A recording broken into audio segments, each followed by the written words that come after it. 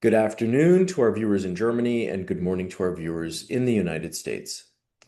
Hello, I'm Steve Sokol, the president of the American Council on Germany, and I'd like to welcome you to today's Kaffeepause.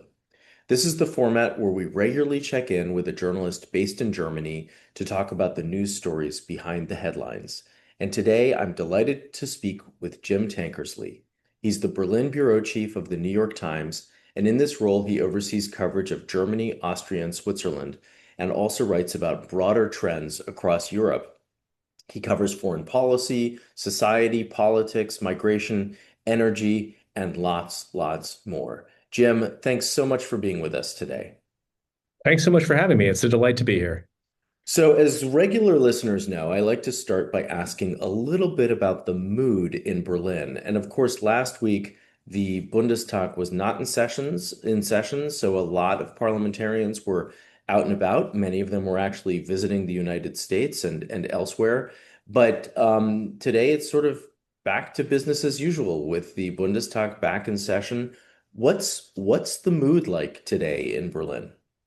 Well, first off, thanks again for having me. And I apologize for the headphones. It is a busy day in our office. There's a lot going on behind me noise-wise. And the activity, I think, is very much related to everything going on in Germany right now. There are big foreign policy questions that continue to dominate the landscape.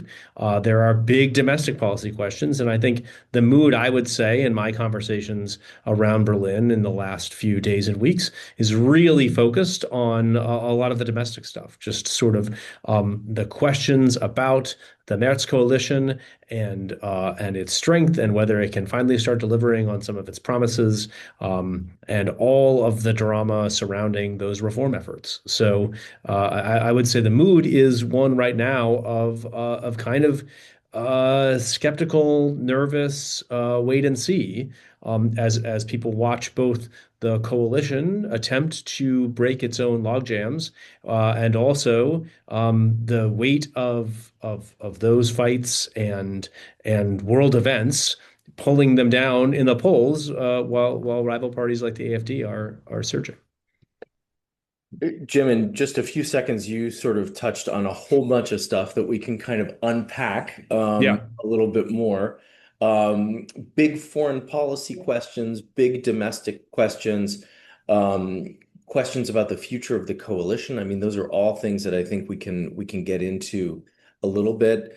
Um, you know, Over the weekend and this morning, I was listening to Deutschlandradio a lot, as I tend to do to sort of try to pick up on what's current. Heard a lot of discussion about hand-wringing over Taiwan following Trump's visit to China and some of the statements that Trump made over the weekend.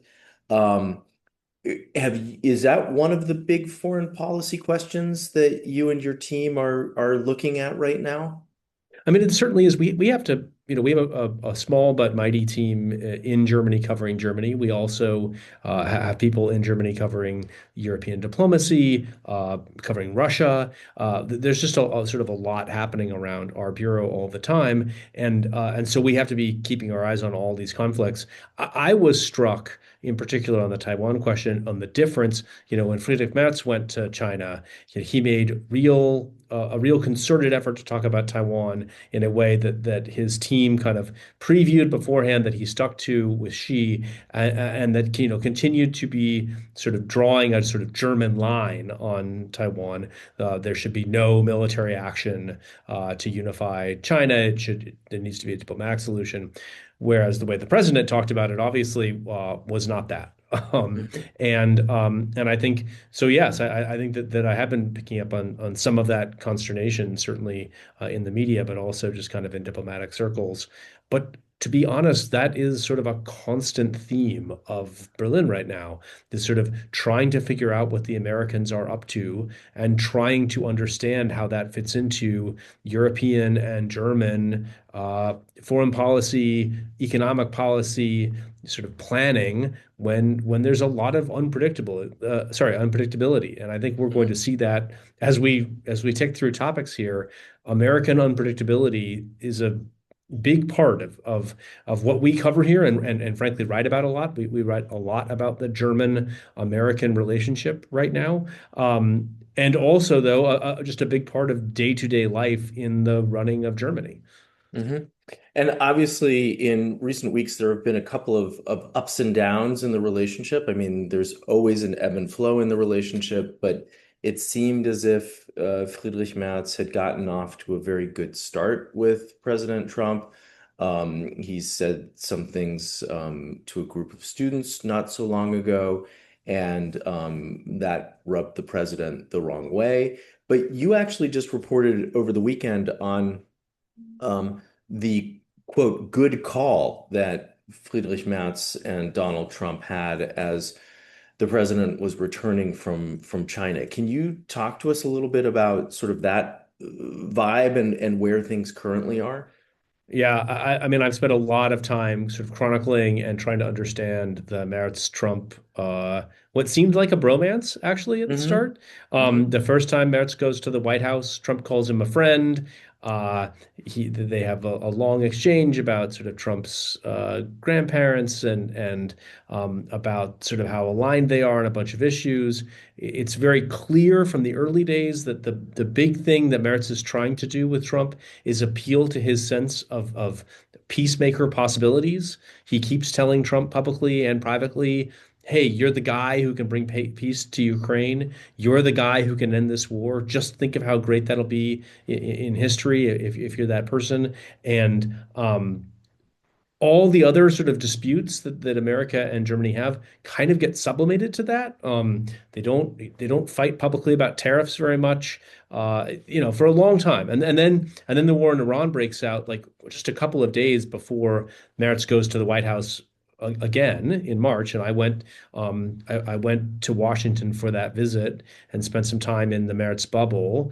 And he had a little bit of a different line that they had a very, again, positive meeting in public. But he did note that like, hey, we weren't consulted on this war, and I do think that has stuck with the chancellor if you just follow his public comments, and Hmm. he has raised questions in the intervening weeks over, well, how do we get out of this thing? Because Germany really is like Europe and much of the world bearing a lot of the economic consequences in particular of this war. And then what, and this, sorry for the long prelude, but I think it's important that where it kind of boils over, and I think this is often the case with Merz, he gets in an informal setting and says what's on his mind. And in this case, he was in front of a group of high school students. He's talking about the war, and he says, he doesn't, there's no American strategy to end the war. And then he says the thing that I think is sort of like a heat-seeking missile for angering Donald Trump, which was that the Iranian negotiators had humiliated the entire nation of the United States with their behavior. And Trump takes it very badly. He lashes out on social media, and then he ends up ordering the withdrawal, basically, or the Pentagon orders the withdrawal of 5,000 troops, for U.S. troops from Germany. Uh, and Merz never apologizes, never publicly walks back that criticism, but he from the beginning did not try to make it worse. I mean, he tried not to make it worse. He, they don't publish the remarks, which they normally do, the government. He sort of sends signals about publicly, very much talks about how much he loves America. He does TV interviews. He sticks on his line about what's important to Germany with Iran, and that we're going to have some disagreements with the Americans, but talks about how important Donald Trump is to him.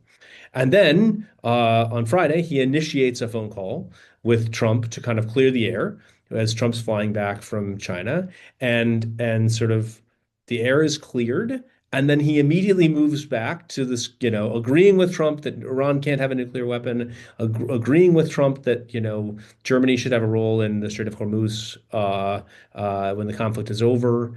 And then back to this idea of, and we talked about Ukraine and really like getting back to trying to get the president focused on the possibility of brokering an end to the war.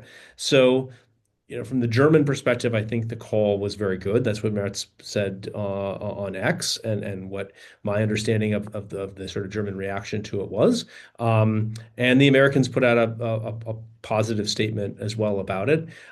So it seemed like a real effort by Merz to kind of try to salvage the relationship that he truthfully has spent a lot of time trying to build and has a lot riding on with some big policy questions.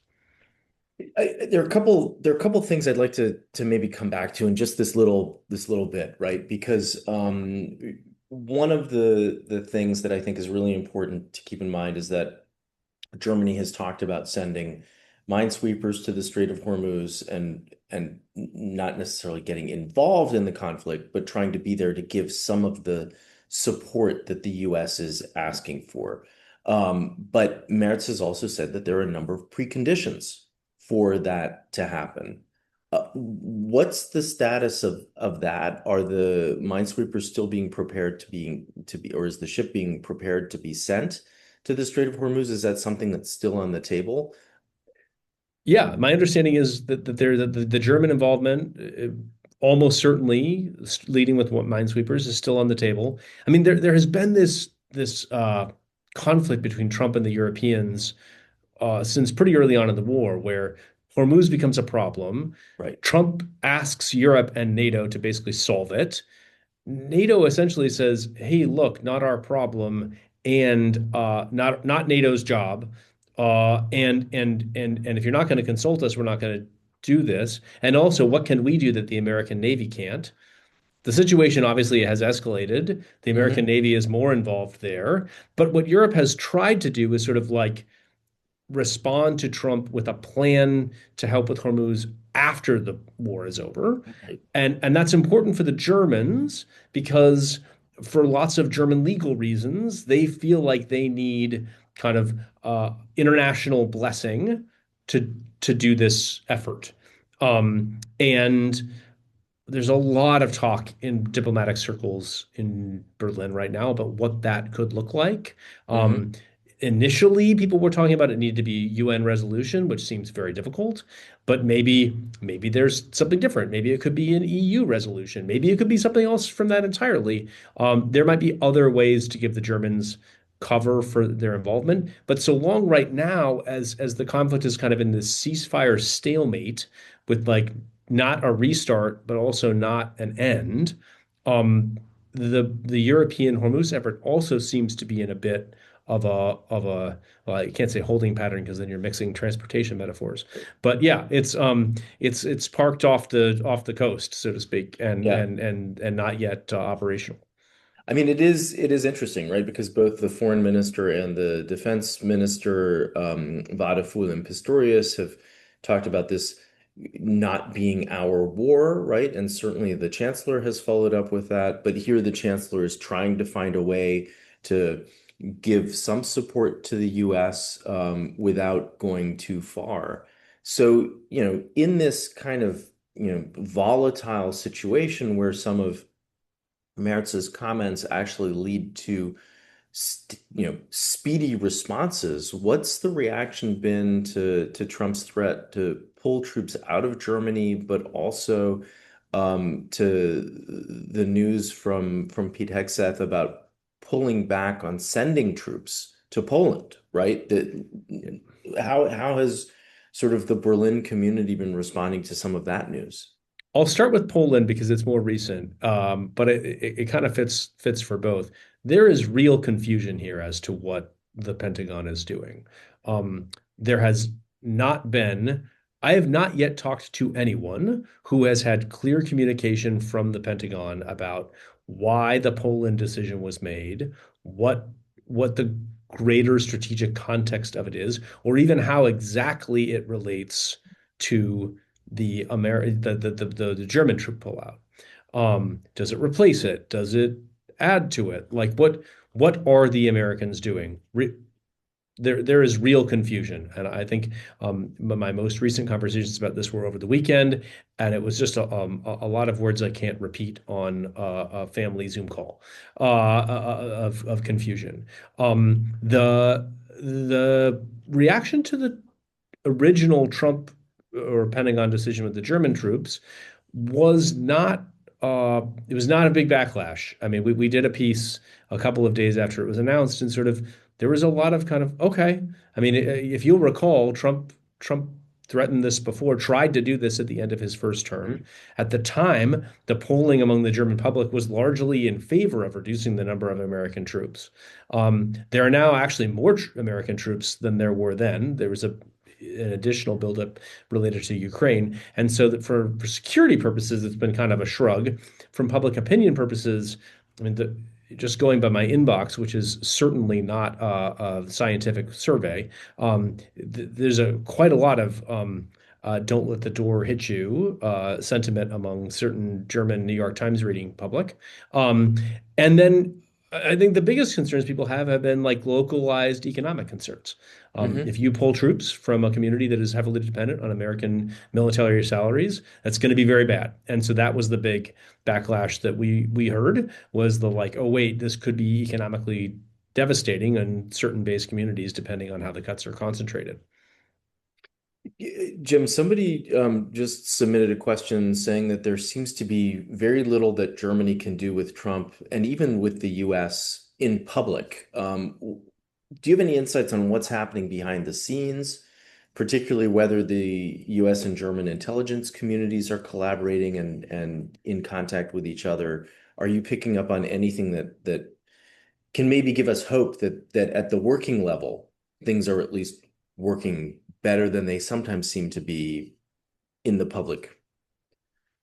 I mean, I think this administration has, I think you'd be challenged to find a country that feels great about the public interactions it has with the Americans now in the context of like what they're used to in diplomacy with other countries, right? It's just new. It's just different. I mean, it's new, even though it's even different from what it was 4 years ago. There are certainly ways people learn to deal with it. It's just a more publicly unpredictable administration, a publicly unpredictable president. The president's allies like to say that that is part of the strategy, that unpredictability helps him have leverage.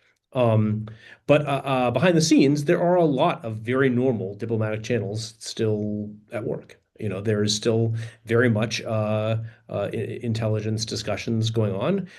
There is a relationship between the diplomats of both countries. In the midst of the entire of the first week of blowback to Mertz's first comments in front of a group of school kids, there was a phone call between Marco Rubio and Van Poel. And there's lots of these discussions all the time. There are differences, certainly, even at those diplomatic levels, and we can get into some of them later. I mean, the State Department, for example, talks to the off day in a way that it didn't used to. Hmm. But from a government to government standpoint, I think it's pretty. There is definitely a lot of still like the wheels of regular engagement happening. Hmm. In terms of that engagement, one of the things that I thought was interesting about the piece that you just wrote about, the good call that Merz had with Trump, was that, despite that, you wrote that Friedrich Merz had also said that he wouldn't necessarily advise his kids to work or study in the U.S., and that the reason for that was not just, declining professional prospects, but the social climate. And I'm curious, A, what do you think is meant by the social climate when the chancellor says something like that? And B, whether you think that there could be additional sort of blowback after that commentary. Uh, okay, I'll take B first because it's easier. I think there might be a little bit more blowback, but I think it's a league, like it's an order of magnitude at least, maybe even more different. Like this is not going after Trump and his policies directly. I mean, Trump would dispute the idea about, the American economy being anything but amazing right now, even for college graduates. But it's also true that like Trump doesn't tend to get as angry when foreign leaders talk up their countries in the way Trump talks up America. The Mhm. idea of Merz saying Germany, I want German kids studying and working in Germany is not going to be nearly as offensive to Trump as the idea of Mertz saying that America has been humiliated by Iran. Um, but I don't know. I don't think we can know for sure what Mertz meant by the social issues in America. It was in a context of this long and actually very interesting discussion he was having with these Catholic young people about sort of social cohesion and Mhm. democracies and sort of how to. And so I don't think I think one very easy way to read the comments would be that, like, there has been a lot of social upheaval in the United States in the last Mhm. year. I mean, you're the one who lives there, not me, but I think you would agree that that America has divisions right now that are unique or certainly like at a high level, at least in my lifetime. And so I think that is very possible that that is a big thing he was mentioning. But I don't know. And I also just want to say that I think it's what to me made these comments so extraordinary is Friedrich Merz loves America. Right. You hear him talk about it all the time. When I interviewed him, he talked about it. He talks about it publicly. Like he has this great admiration and affection for America. And so I was struck because you don't normally hear him say anything like this. Because the very first thing he says is, he had in these comments is, I have great admiration for America, but it's not really increasing at the moment. And and I would love to know what exactly he meant by that Yeah. and why. Yeah. I mean, that's something where I wonder if any of us will ever get the full picture. Maybe, after he's no longer in office, we can ask him and see what he says because he is a transatlanticist through and through. And so hearing some of these comments is a little bit jarring, but we also know that he is in an extremely challenging position. And so coming back to that sort of challenging position, you mentioned earlier that Mats has not necessarily apologized or walked back some of the things that he said, but just found some workarounds. But this seems to be a bit of a trend among European leaders, if you will. I think all of us have Yeah. noticed how Europeans have been trying to stand their ground on some key points and some key issues. You had a longer piece last week that talked a little bit about that when European leaders have criticized the president publicly and he's been upset about it, they haven't necessarily sort of bowed down, back down, and kowtowed to that. Um, can you talk a little bit about whether you see this as a way in which the European leaders are trying to stand shoulder to shoulder with each other a little bit more and present Europe as a combined entity rather than just individual nation states? Yeah, I think that is always the problem with Europe, right? Is from the American point of view, is that it can appear very divided. It can Yeah. appear, and it is, right? I mean, so is America. Obviously, like you get different ideas in American policy from governors across, but you have a centralized government that speaks for America. Um, I think there have been one thing we have seen in the last year is a real rise of particular groups of European countries trying to work together more to either contingency plan for security with less of an American commitment, or figure out ways to sort of have a more robust European response to things. I mean, Merz gave the speech in Munich at the security conference in February that was really interesting because it was not uh, the kindest to America, but it also wasn't critical in like a name calling way. But Mhm. basically, he said, look, we've got to take more responsibility for our own security, and we've got to make our economies a lot more independent of America. We need to work together. And he was leading this sort of behind the scenes push along with Maloney and some others to try to deregulate and other things in the European economy to try to make it more competitive. Much of that has been kind of overtaken by events, particularly the war. But there has been, whether it's the so-called E3, the Brits, the French, and the Germans, or the EU, or the Coalition of the Willing. There's just been a lot more Europe talking to Europe about all of this stuff, and They do share notes. I know they share notes. I know they share notes on Trump and how to deal with him. I think the very best example of this was when President Zelensky last summer really seemed to upset the president, and it looked like very, very difficult. And like the president was talking to Putin, and it looked bad for Zelensky in war negotiations. This whole group of European leaders basically flew with Zelensky to Washington to meet with Trump, and Merz was one of Mhm. them. And that was like a real like Europe needs to speak as Europe kind of moment. But there's been a lot more of it behind the scenes too, like note sharing discussions. It still hasn't produced a unified voice of Europe. Um, but it has produced, I think, a lot of discussions in formats that maybe weren't so prominent. They've maybe always gone on, but have not taken on the same weight as they have over the last year and a half. But Jim, I think, I definitely appreciate your bringing up sort of the images of last summer because I think that they were very powerful, right? And the coalitions of the willing that we saw forming. But Keir Starmer, Emmanuel Macron, they are not nearly as strong today as they were then, right? They are Yeah. dealing with a lot of issues at home. Macron is on his way out. And even Merz, and we'll turn to domestic politics in just a minute, is experiencing some of the lowest polling that a chancellor has ever experienced at this point in their time in office. So you've got these leaders who domestically are really embroiled in incredible challenges, who are trying to sort of show a united Europe, and that's a really, really difficult task for them to address. I, Um, I I think yeah, it is and it isn't. Sometimes the domestic politics can inform foreign policy decisions. Like yeah, Maloney, in the course of this war, broke with Trump to side with the Pope in the Pope-Trump right, spat. right. And that very much appeared to be driven by domestic political pressure, uh, in that the war is very unpopular, and Trump was starting to really look like a domestic political weight for her in that way.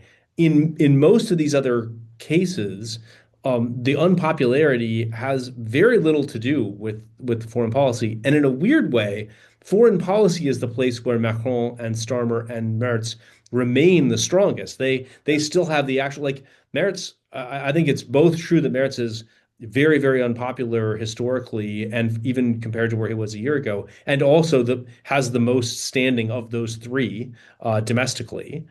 And it's Hmm. also true that like all three of those guys don't have to deal with their own fractious domestic politics when they just get out on the global stage, and that might be why they're spending so much time on the global stage.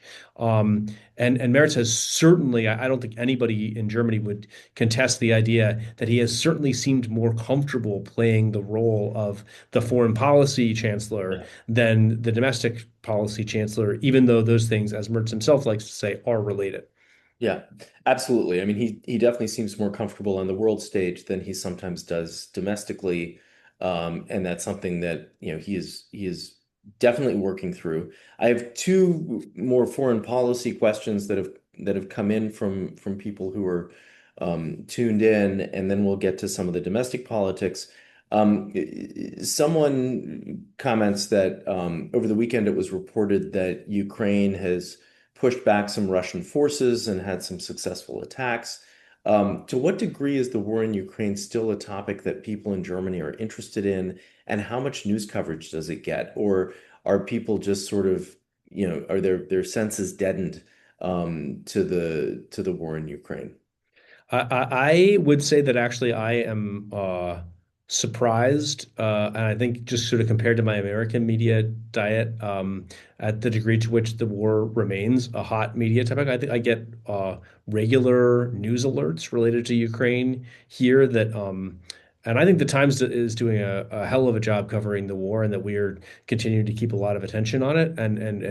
But I think the American public might be less focused on it than the German public, just given just what I'm seeing here. I will tell you that behind the scenes, like when I go to coffees or to other like to more formal diplomatic settings, people want to talk about it a lot. It Mhm. remains, it's so top of mind for German security. There is this real sense that what happens in Ukraine affects Germany. And there's also this real sense the war has shifted so many times, and that now, the Ukrainian war innovations actually are very important to the rebirth of the German defense industry, with the rearmament that's happening with the big increases in military spending here, that it feels more interconnected here, I think, to the economy, to people's sense of security, to daily lives.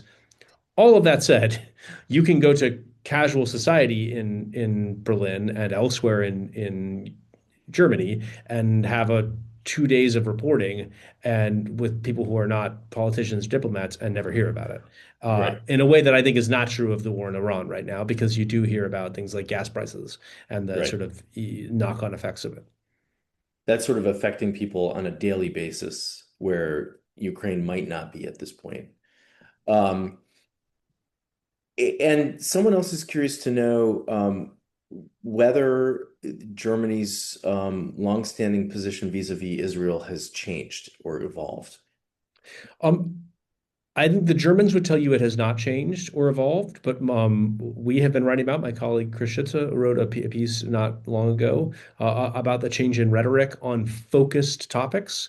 Um, the this government has been very critical recently on two things in particular of the Israelis. One is the West Bank, and the other is the death penalty. And in both cases, the Germans have made their displeasure known publicly, and I don't know that that's like big enough to call it a full-on policy shift. Hmm. It is still a country that is very devoted to its partnership with Israel. There remain a lot of restrictions on speech about criticism of Israel here that are not changing. So it remains a very delicate dance for the government, but I think they have been less worried perhaps than in the past, or felt like they needed to speak out more than in the past Hmm. about isolated Israeli policies. Hmm. Thank you. So let's, in the time that we have left, sort of pivot to domestic politics, because as you said at the outset, that's one of the key areas where Merz is impacted, and where when one thinks about the mood in Berlin, people are thinking about some of those big domestic policy questions and whether the Black-Red coalition of Christian Democrats and Social Democrats can actually deliver on their campaign promises. We just marked at the beginning of this month the 1 year anniversary of Friedrich Merz being in office as chancellor and the Black-Red coalition. How healthy do you think the coalition is right now, or are the tensions between the Christian Democrats and the Social Democrats really top of mind and center stage? I mean, they are center stage in that I read about them every single day in German media. Political reporting in Berlin is very focused on the difficulties that the the CDU and the Social Democrats have had in coming to agreement on big, thorny, difficult issues. Hmm. And some of this is just, and I mean, I think politics in many ways is the same in any democracy. Some of this is the difficulties between campaigning and governing. Friedrich Right. Merz campaigned on an aggressive set of reforms that were going to be implemented quickly, and promises that people would feel a difference by what is now last summer in the German economy. And some reforms have happened, but the big ones remain.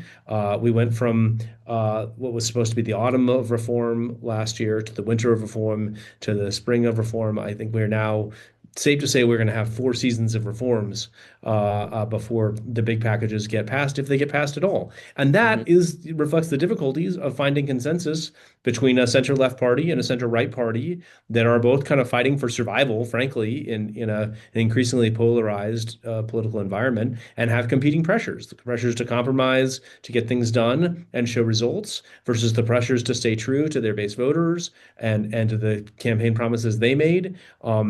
And they're finding it very difficult. I don't think any of that is controversial. I think the chancellor himself would not contest that. Certainly, Lars Klingbeil would not contest that. I think that the drama, there has been back and forth drama among the players that has captured a lot of media attention, and does not seem to have helped things. It seems to be feeding a public perception that the government is dysfunctional, which I think the public is primed to worry about, given what happened with the traffic light coalition. So, look, I think it's a difficult moment for them. They're with not an immediate a guarantee of a way out. Are going to have to figure out some things that are probably going to include some really unpopular stuff if they want to deliver on any number of the promises the chancellor made. And they are operating in a world in which politicians are not often right now rewarded for doing unpopular things. Hmm. So we will just see what they can come up with, if anything at all. But it certainly seems like in the meantime, the failure to come up with something to come to an agreement is in its of itself becoming a story and a weight that grows by the day. And that failure, of course, is empowering other groups, right? You've touched on the alternative for Germany, the AfD, a little bit. There are some big elections coming up in Eastern Germany in September, and in Sachsen-Anhalt, the AfD is already polling at over 40%. But even to think about the election results in the two Western states in March, in Baden-Württemberg and Rheinland-Pfalz, where they won nearly 20% of the vote, is an indication of the fact that there is a sense of dissent with the parties of the middle, right? And the standard catch-all parties that the Christian Democrats and the Social Democrats used to be. And the parties of the status quo, because I think Yes, so many yeah. people feel like Germany maybe has been struggling for a long time, or they've been dissatisfied, or they're not being heard. It reminds me, before I came here, I was in Washington for 17 years. I was covering economic policy at the White House and economic policy across the country before that. And I spent a lot of time in 2015 talking to Donald Trump's voters in the Republican primaries. And much of what you hear from AfD voters here, or AfD curious Germans, is very similar to what you heard from Trump's initial supporters. I might Hmm. not agree with him on everything, but who else do I have? How else can I shake up the system? The current system is not working for me, and here is something totally different. Not a Hmm. partial difference, not a rearranging of deck chairs, something totally different.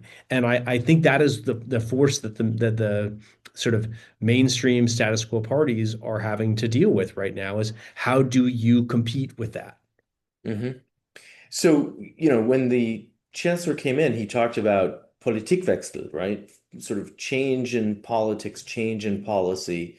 Um, I think that there's a focus on pension reform in the coming weeks and coming months, and really trying to get that across the finish line. Energy, particularly with the war in Iran, is a huge topic, and trying to get energy prices under control. One of the pieces that I heard over the weekend had to do with the Heizungsgesetz, or the heating law, that basically helped bring down the traffic light coalition and Right. Robert Habeck. Um, but now it seems as if there's more of a focus on fossil fuels from this government, even though the cost of fossil fuels is so high. To what degree, sort of, are energy and climate important topics for this government? I mean, they're massively important topics. I always have to, I mean, your audience, I probably don't have to do this reset for, but I always have to remind Americans when I'm talking to them that the differences that the mainstream parties, center right, center left, have on climate across Europe tend to be like you're between the 45 yard lines, versus where they are in America.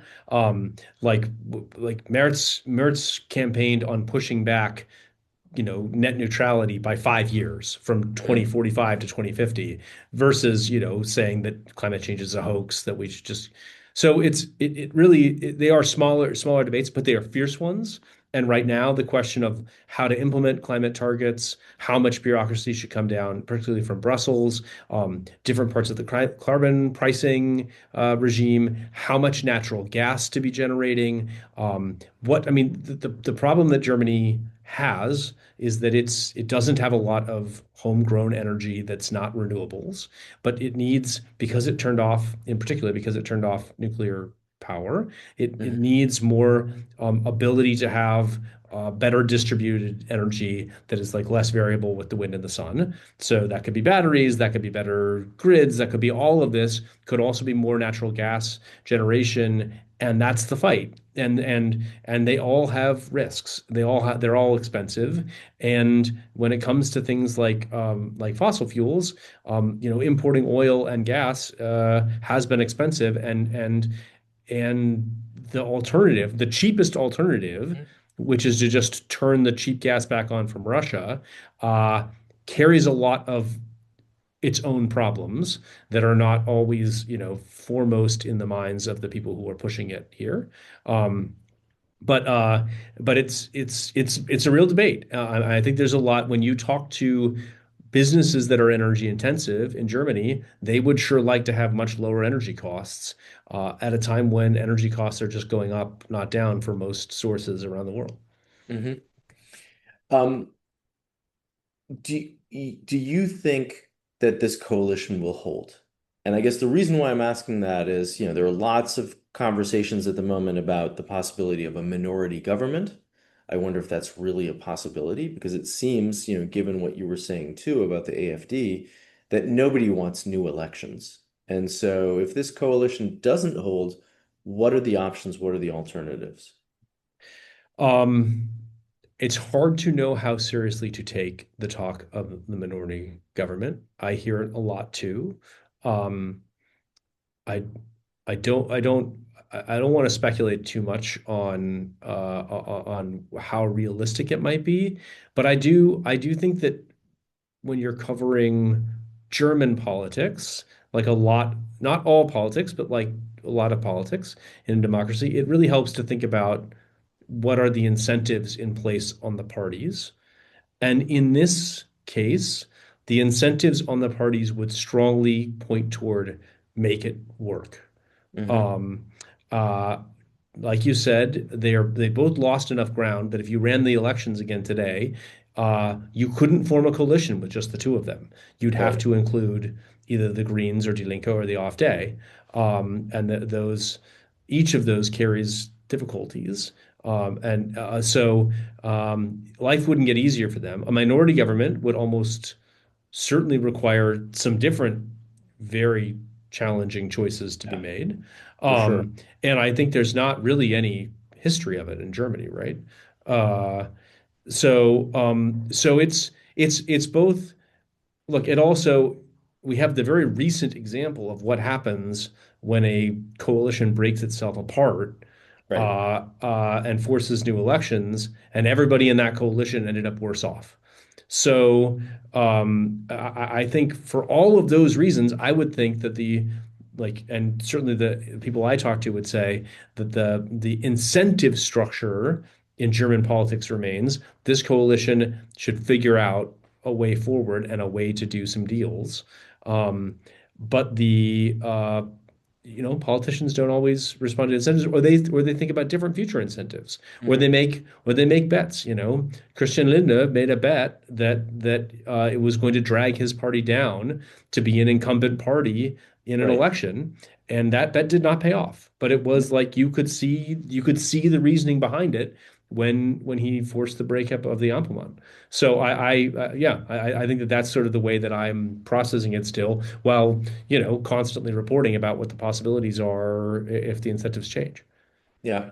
I mean, I think this is a really interesting time. We're sort of watching, the political movements in general make sense, but also a little bit of what's going on behind the scenes. And some of the reporting that I saw over the weekend was that Markus Söder is sort of coming back and trying to position himself. Of course, Hendrik Wüst from North Rhine-Westphalia is trying to position himself. Nobody is outwardly taking on Friedrich Merz within the Christian Democratic ranks, but people are definitely saying he's in trouble. We need to be standing in the wings in case something does happen. Who are you watching, or what are you watching as this unfolds? Well, this is the thing about coalition politics is we have to, with our audience and their appetite for news, we don't write very much about it, right? We like when something happens like with Right, Keir Starmer, my colleagues in London have been very busy for the last couple of weeks right. writing about because it seems like very, very dire for his prime ministership there. But our our audience is not particularly attuned to the day-to-day machinations of German coalition politics and doesn't want to be fed them. But Yeah. we need to be on top of them. So I spend a lot of time having a lot of conversations to try to stay on top of these developments so that I can wade into them and write about it when the time comes. So I'm sort of trying to watch everything, but maybe at a little more of a distance than my very talented German political reporting Mhm. colleagues are. Um, and that distance maybe gives us some ability to tell some different stories that are more valuable to our audience. But it also means that we end up, spending a lot of time watching things that maybe uh, don't have relevance for our readers. So in this case, like I can't give you, like I'm not planning a Yeah. profile tomorrow of a possible merits challenger in waiting. But I certainly am thinking about what all of the different permutations of the next few months could look like. And I am very interested in policy overall. And so for me, the big thing I continue to watch and that I still think is the big story is how will the German economy perform? Hmm. It is still the case that so much of domestic politics is economic and policy really does affect performance there. And so I think for lots of reasons, that's the most important thing to watch as you're trying to figure out what's going to happen here. Well, certainly the German economy is the big story, and we haven't even touched on that today. So maybe we'll have you come back in a few months, and we can do a deeper dive into what's going on with the German economy. Jim, I want to thank you so much for sort of this excursion into German foreign policy, but also talking a little bit about domestic politics and for sharing your insights with us. This has been a great discussion. Many, many thanks. It's been really fun, Steve. Thanks so much for having me.